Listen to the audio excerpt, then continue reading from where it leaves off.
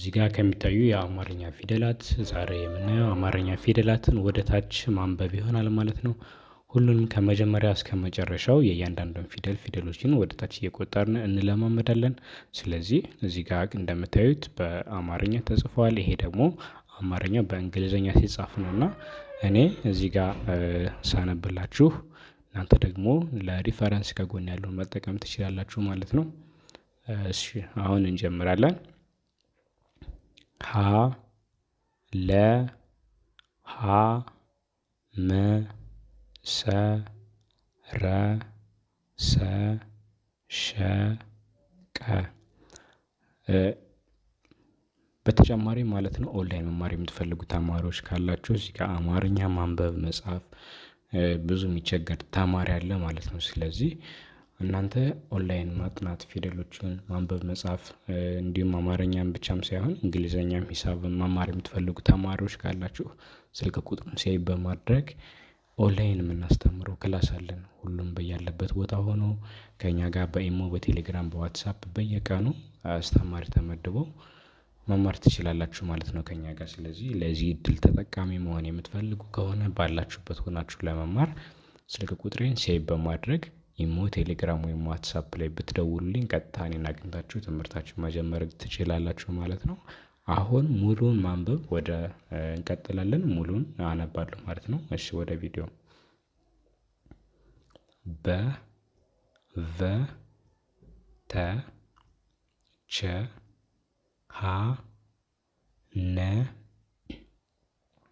ኘ አ ከ ኸ ወ ዘ ነው ይሄ አ ነው። ዘ ዠ የ ደ ጀ ገ ጠ ጨ ጰ ጸ እነዚህ ሁለቶቹ ተመሳሳይ ናቸው። ፈ ፐ በጣም አሪፍ። በተጨማሪም ይሄኛው አ እና ይሄኛው አ ሲነበቡ አሁንም ተመሳሳይ ናቸው ማለት ነው። ሌላም የሚመሳሰሉ ፊደሎች አሉ። ይሄ አንደኛው ይሄ ሶስተኛው ሀ ሁለቶቹ ሀ ናቸው። ይሄኛውም ሀ ነው። ሶስት አይነት ተመሳሳይ ሀ ፊደሎች ነው ያሉት። ይሄኛው አንደኛው ሁለተኛው ሀ ይሄ ሶስት ሀ ማለት ነው። ሌላ ደግሞ የሚመሳሰሉ እነዚህ ሁለት ፊደሎች ይሄኛውም ይሄ ሰ ነው። ይሄ ፊደልም ሰ ነው። እነዚህ ፊደሎች ሲጻፉ ቢለያዩ ሲናነባቸው ግን በቋንቋው በተመሳሳይ ድምጽ ማንበብ እንችላለን ማለት ነው። አሁን ወደ ሁለተኛ ፊደሎች እንሄዳለን። ሁ ሉ ሁ አያችሁት ይሄኛውን ሁ ብዬ ጠራሁ ይሄኛውንም ሁ ብዬ ነው የምጠራው ማለት ነው ተመሳሳይ ስለሆኑ። እሺ ሙ ሱ ሩ ሱ ሹ ቁ ቡ ቡ ቱ ቹ ሁ ኑ ኙ ኡ ኩ ሁ ው ኡ ዙ ዡ ዩ ዱ ጁ ጉ ጡ ጩ ጱ ጹ እነዚህ ሁለቶቹ ጹ ሁለቱ ማለት ነው።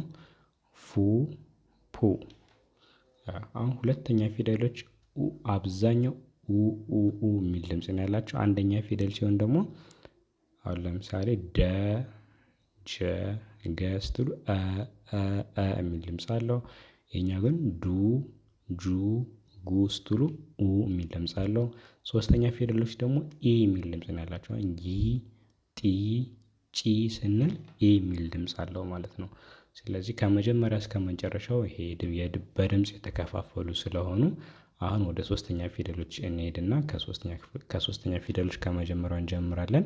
አሁን ሶስተኛ ፊደሎች ደግሞ የሚል ድምጽ ነው ያላቸው ማለት ነው በሙሉ። ስለዚህ ፊደሎችን ወደ ታች ማንበብ በጣም ነው የሚጠቅማቸው። አንደኛ ሁለተኛ ሶስተኛ ፊደል የሚባሉትን ገና ለመጻፍ ስትፈልጉ በድምጽ እንደሰማችሁ ለመለየት እንዲያገለግላችሁ ሁል ጊዜ ፊደሎችን በተለይ ወደ ጎን ማንበብ የምትችሉ ሰዎች ሁለተኛ ስራችሁ ምንድነው? ፊደሎችን ወደ ታች ማንበብ ነው ማለት ነው።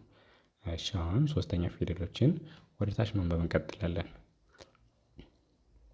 ሂ ሊ ሂ ሚ ሲ ሪ ሲ ሺ ቂ ቢ ቪ ቲ ቺ ሂ ኒ ኒ ኢ ኪ ሂ ዊ ኢ ዚ ዢ ይ ዲ ጂ ጊ ጢ ጪ ጲ ጺ ጺ ፊ ፒ።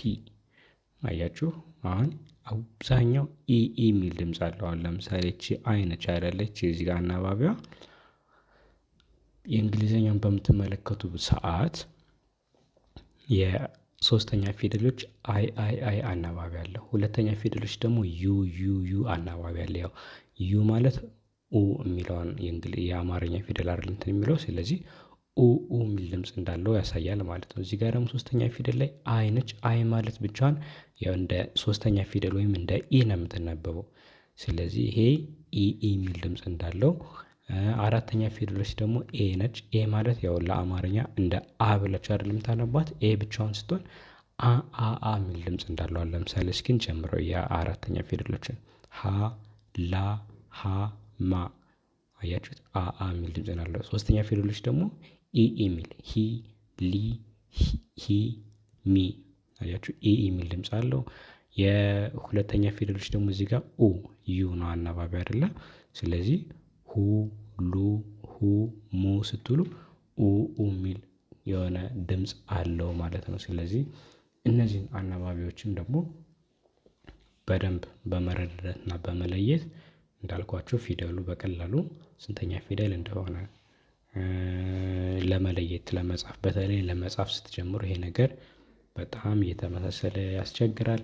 ስለዚህ ከዚህ በፊት ከማስተምራችሁ የተማሪዎች ልምድ አንፃር እናንተ ደግሞ ይሄን ክፍተት በመሙላት ከወዲሁ በደንብ ታሳቢ አድርጋችሁ በትኩረት አንብቡ ማለት ነው። እሺ አሁን አራተኛ ፊደሎች ጋር እንሄዳለን። ሀ ላ ሀ ማ ሳ ራ ሳ ሻ ቃ ባ ቫ ታ ቻ ሃ ና ኛ አ ካ ሃ ዋ አ ዛ ዣ ያ ዳ ጃ ጋ ጣ ጫ ጳ ጻ ጻ ፋ ፓ። አያችሁ አሁን እዚህ ጋር ደግሞ አራተኛ ፊደሎች ኤ የሚል ድምጽ አላቸው አይደለ። አ ማለት ነው። ያው ኤ በእንግሊዝ አናባቢ ለእንግሊዝኛ ተጽፎ ለአራተኛ ፊደል ከሆነ የምትጠቀሙት ኤን ብቻ ነው። ኤ ወደ አማርኛ ደግሞ ያው አ የሚል ድምጽ አለው ማለት ነው። ስለዚህ አራተኛ ፊደሎች ላይ አ የሚል ድምጽ አላቸው። አምስተኛ ፊደሎች ላይ ደግሞ ኤ የሚል ድምጽ ነው ያላቸው። አሁን ይሄ አይ እና ኢ አንድ ላይ ሲሆን እንደ ኤ ነው የሚቆጠረው ማለት ነው። ስለዚህ ሄ ሌ ሄ ሜ ስትሉ አሁን ሜ ስንል ኤ የሚል ድምጽ እንጨምርበታለን። እሺ አሁን ከመጀመሪያው ጀምረን እስከመጨረሻው እናነባለን። ሄ ሌ ሄ ሜ ሴ ሬ ሴ ሼ ቄ ቤ ቬ ቴ ቼ ሄ ኔ ኜ ኤ ኬ ሄ ዌ ኤ ዜ ዤ ዬ ዴ ጄ ጌ ጤ ጬ ጴ ፄ ፄ ፌ ፔ። እሺ ይሄን ይመስላል ማለት ነው። ወደ ስድስተኛ ፊደሎች እንሄዳለን። ስድስተኛ ፊደሎች እነዚህን ፊደሎች በእንግሊዘኛ ስትጽፉ ምንም አይነት አናባቢ አትጠቀሙም ማለት ነው። አሁን ለምሳሌ ህ ስትሉ ያው የሚል ድምጽ ነው ያለው። ስድስተኛ ፊደሎች ደግሞ ለአማርኛ የሚል ድምጽ አናባቢያዊ ድምጸት አላቸው ማለት ነው። ህ ል ህ ም ስ ር ስ ሺ ቅ ብ ቭ ት ቺ ህ ን ኝ እ ክ ህ ው እ ዝ ዥ ይ ድ ጅ ግ ጥ ጪ ጵ ጽ ጽ ፍ ፕ ይሄን ይመስላል። አሁን ደግሞ ወደ ሰባተኛ ፊደሎች እንሄዳለን።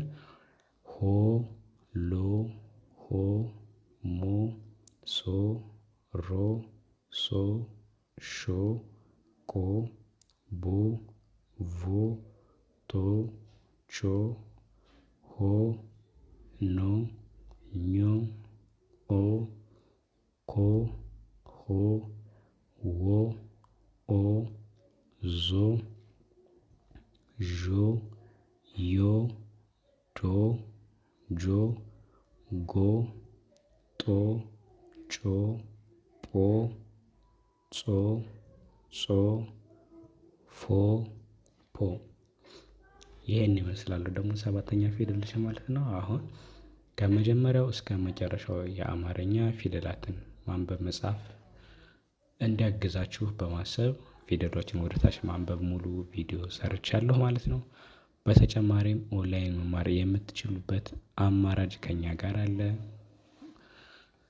እዚህ ጋር ፊደሎችን ማንበብ መጻፍ ለመለማመድ አማርኛ ፊደሎችን በማንበብ የምትለማመዱ ሰዎች በጣም የሚበረታታ ጉዳይ ነው። ነገር ግን ደግሞ የሚያግዛችሁ ሰው ያስፈልጋል ማለት ነው። ፊደሎችን መቁጠር ብቻ ማንበብ መጻፍ አያስችላችሁም። ስለዚህ እናንተ እኛ ጋር ደግሞ ይሄን ቪዲዮ በምትከታተሉ ሰዓት ያገኛችሁ ይሄን ቁጥር ሴቭ በማድረግ ኦንላይን ከእኛ ጋር ብትከታተሉ ባላችሁበት ሆናችሁ ትምህርታችሁን ከእኔ ጋር መቀጠል እና በአጭር ጊዜ ውስጥ በሁለት ወር በሶስት ወር ማንበብ መጻፍ የምትችሉበትን አማራጭ መፍጠር ትችላላችሁ ማለት ነው። ስለምትከታተሉ እናመሰግናለን። ተጨማሪ አስተማሪ ቪዲዮዎችን ፖስት ስለምናደርግ በየጊዜው ሰብስክራይብ በማድረግ ተከታተሉኝ። አመሰግናለሁ።